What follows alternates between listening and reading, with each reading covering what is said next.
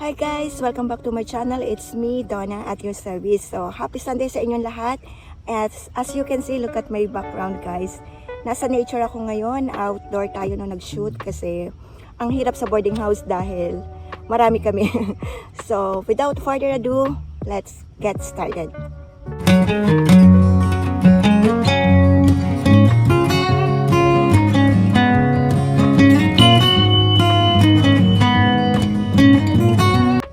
I'm back. So, pag-usapan natin bakit maganda mag-work sa Western employer over sa Chinese employer. Guys, this is based on my experience and magkakaiba tayo ng experience sa employer natin.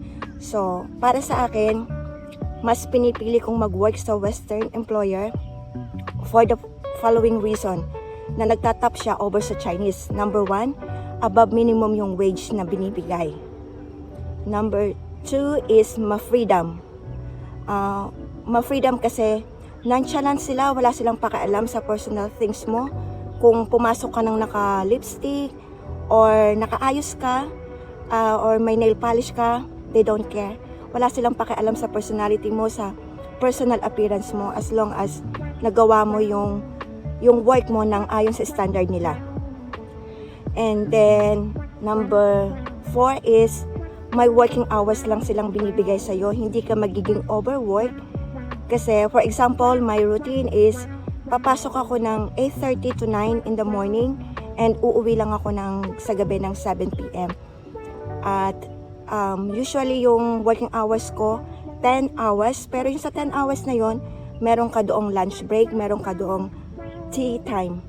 So, makakapagkape ka in between sa morning kung tapos na yung work mo, may lunch break din, and then sa afternoon may tea time, and then of course dinner time doon na sa apartment mo kung live out ka.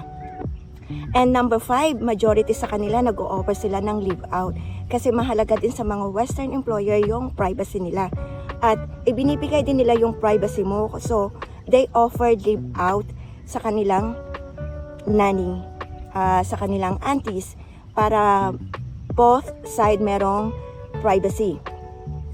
And then, usually sa kanila, but not all guys. Kasi, pero lahat ng mga kakilala ko, Saturday, Sunday off na sila. Pero yung iba, at least half day na Saturday, ibinibigay na sa kanila ng employer na maka half day lang sila sa work. So, para sa akin, the best ang Western employer kasi sa mga benefits na nabanggit ko, ganun. At hindi mo mafe-feel na yung typical ka na kasambahay na around the clock yung work mo, na like sa Chinese, kasi I heard sa Chinese magsi-start sila ng 5 a.m. in the morning and natatapos ng 12 midnight, which is ang haba, diba?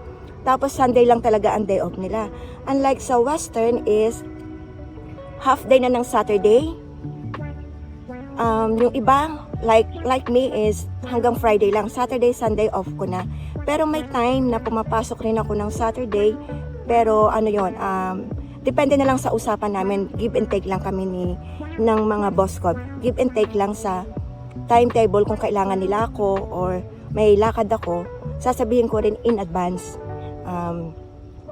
And then, sa Chinese employer kasi, talagang yung kung ano yung nakalagay sa contract na Sunday off, yun lang yung ibinibigay nila sa kanilang helper.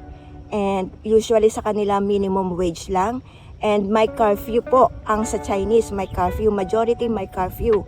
Sa Western, wala pong curfew, bahala ka na sa sarili mo. Kung gusto mong 24 hours ka, kung naka-stayin ka sa amo, kung 24 hours kang hindi umuwi. Kung umuwi ka ng lasing, bahala ka sa buhay mo.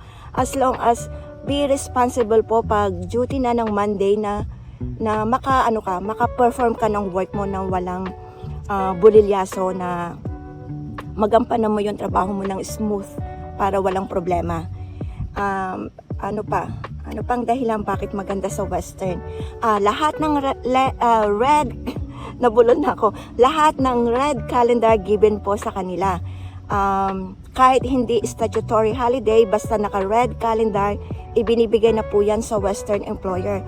Although may naririnig ako na may mga ibang Western pa rin na hindi pa rin yun binibigay. Depende na lang yun sa pag-uusap nyo ng employer nyo. And then,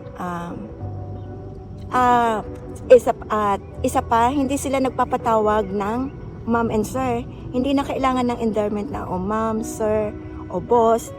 Just, depende lang din. Pero, i-ask nyo rin yung employer nyo kung anong gusto nilang, kung anong prefer nila na itawag mo sa kanila. Kasi, based sa experience ko, hindi na ako tumatawag ng ma'am and sir sa kanila.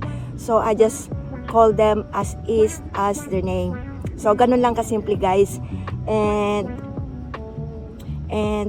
matulungin sila in a sense sa work. Hindi lahat nila iaasa sa'yo. Hands-on sila sa anak nila.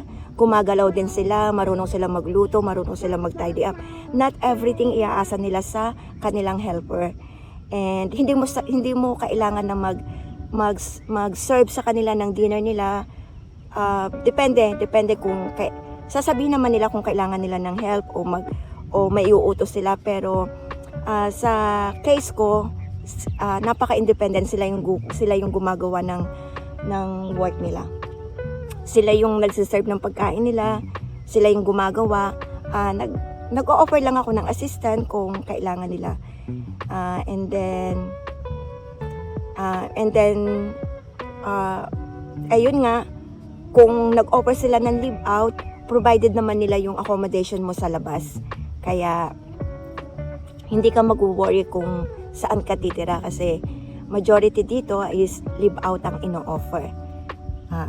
And ano pa? Ayun, pag day off mo, unlimited na. Malaya ka nang gawin kung ano yung gusto mo sa day off mo, kasi outside ka na sa bahay ng employer mo nakatira. So, ma-freedom ka, di ba? At may privacy ka, may privacy din yung employer mo. So, ayun lang, guys. At hoping nagustuhan nyo tong magandang nature dito. Nasa lookout ako, Discovery Bay Lookout. Ito yung routine ko kapag Sunday nag-walk ako mag-isa. Na-distract ako, nagtatry ako mag-shoot sa room ko, pero dahil andun na yung mga ka-flatmates ko, so I rather na lang na lumabas dito at dito mag-shoot.